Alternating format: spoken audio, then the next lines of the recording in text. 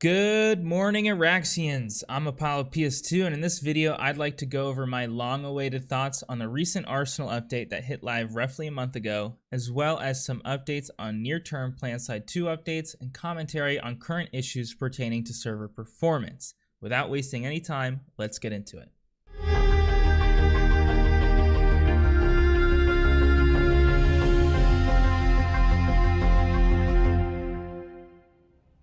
Immediately after the Arsenal update, I had a lot of folks asking for my opinions, and I'll be completely honest with you, I didn't know what they were at first. I had initial reactions, sure, but nothing well thought out.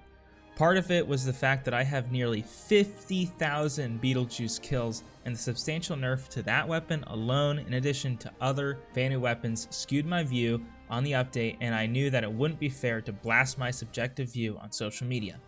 For the most part, I seem to have made the correct choice to give it some time, because a lot of folks seem to like the update, and overall, I do as well.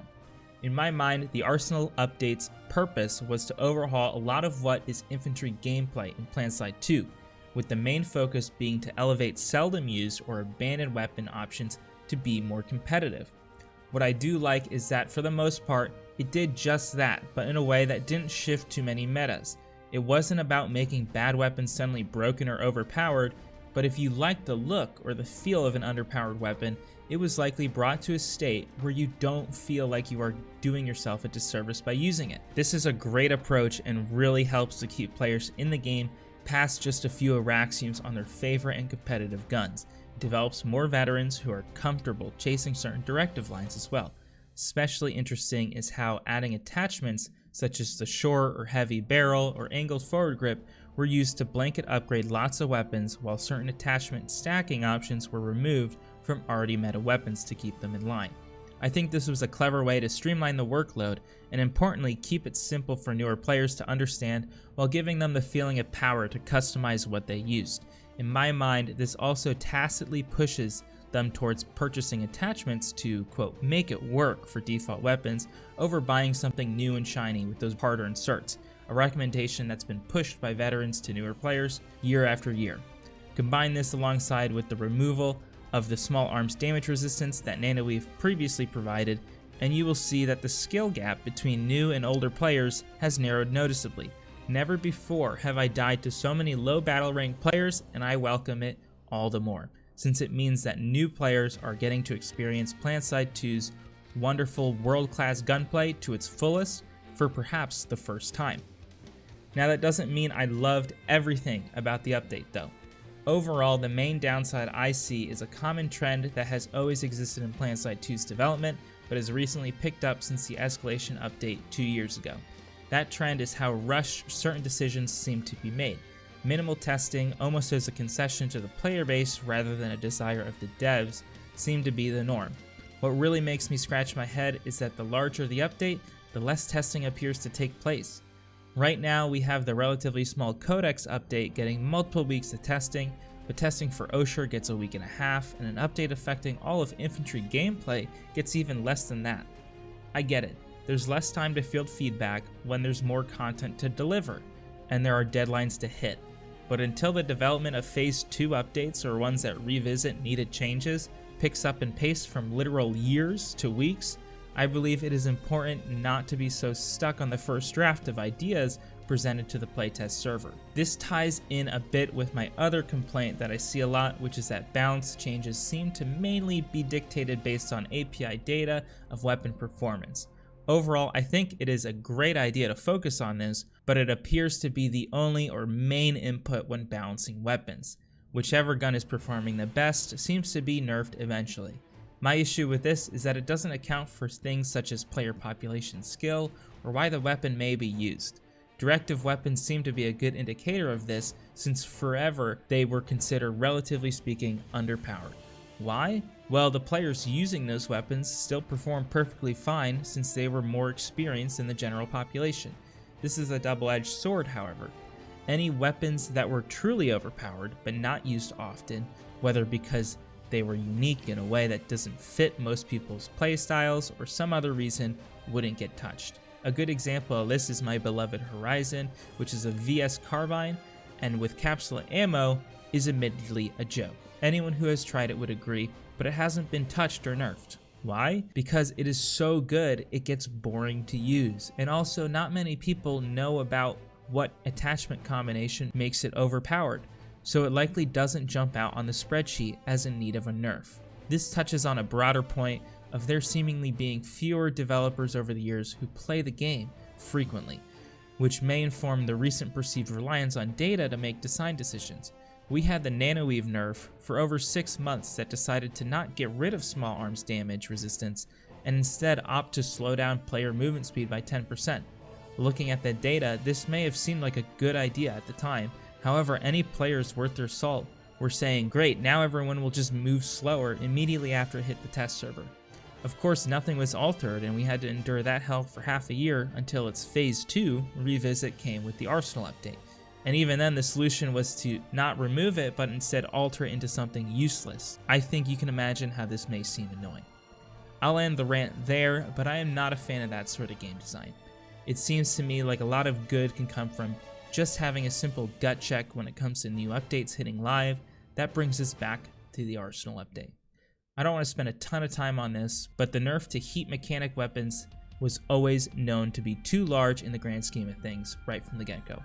I'll sum up my thoughts by saying that a 40-round LMG, especially a directive LMG, is not an LMG, and that if you are going to balance weapons based on magazine size and mainly inform your decision based on data, then you will want to pay close attention to players' average hits per kill statistic. It is clear that this wasn't paid attention to when balancing the VS directive lines such as the Eclipse, Darkstar, and Scorpios, and all three are now worthless because of it. As a result, we now get to wait months before enough user data comes in to justify an adjustment, and it has even contributed to a decline in faction population across the board. Not gonna lie, that is honestly impressive. Overall, however, the update itself has been great, make no mistake. I've seen a lot of new and especially returning players come back to Planetside 2 after a long time and show genuine excitement about recent changes. This is why listening to some nobody like me spout off on YouTube about being cautious, yada yada yada, is not a good idea, because at the end of the day, new content is what sells, everything else can be delivered in moderation. The only exception to that rule is for game and server performance, however, and the last month has been a cruel one in that regard. I think we are all aware of the G15 server routing errors at this point that seemingly plague any server that reaches past 700 players, particularly Emerald on the weekends. Recently in a dev letter, we've been promised that the issues should be getting better, not fixed, quite soon. 4 weekends of this type of service though has left many players canceling their membership, and the returning players are leaving in droves. This isn't a farm hysteria, it's just plain fact. It is clear that the team we know as developers for Planetside 2 are separate from who fixes these sort of issues on the back end though, so it's useless to halt updates to help with such problems. I just hope any big community events don't occur while servers can't keep up, since it's a slap in the face to players if you incentivize playing when it is literally painful to do so. Just ask folks who were trying to take advantage of recent double XP weekends this past month. With those out of the way, I'd like to talk about the 2022 roadmap for the game once more. We've now drawn close to the end of Phase 1, which ends in April. We've gotten up to the Codex update, which should be hitting live soon. This will offer a sort of in-game wiki that should have existed since release, but hey, better late than never, right? Hopefully this can be fleshed out in the future with even more information and potentially hyperlink to online resources or videos as well. Don't worry guys, I'm totally not biased here. For Phase 2, which runs from May through August, we already know about Outfit Wars, still no date on that, but you better believe folks are preparing already, a naval vehicle and expanded aquatic warfare, underwater bases when, garrison or temporary proximity squads, and new functionality to gift Daybreak cash to friends in game. All exciting items. With the current pace of development, I think we can expect to get these features on time, and I am particularly excited for Outfit Wars, but that is since I get heavily involved. Let me know in the comments if you'd like to see me try and cast a match or two this year. What is really exciting though is the new additional stuff that has recently been announced for the near term, including adjustments to Trident relays on Osher in the form of Defender's ability to reach the top level from the spawn and attackers from the new airpad ramps. That looks hella cool. and the ability to disable HUD elements, which I cannot understate how huge that is, among other quality of life improvements. Additionally, it looks like we're going to get some faction-specific anti-material rifles that look extremely cool for when Planetside 1's anniversary rolls around on May 20th. I don't know if these will be just reskins of the Archer, the main NS anti-material rifle, or something unique, but they are bound to be popular either way. Overall, as long as we can get past this G15 hurdle that is currently going on and hopefully some latency fixes for Connery, I'm excited for the rest of the year and what it has in store for us. It sucks that something unrelated to game content has stolen so much wind from the sales of this game, but the good news is that there is a ton more yet to be released in a short period of time. So in my eyes, there isn't much of a reason to despair past a few weeks out. Discounting server performance, how have you been liking the Arsenal update thus far? Do you prefer the quick pace of content release, or wish things slowed down a bit in return for more polished changes? What are you most excited to see in Phase 2 of the roadmap this summer? Let me know in the comments down below. If you enjoyed the video, don't forget to like and subscribe. I know a lot of you haven't hit that nice fat red button quite yet, and I'll catch you on Araxis.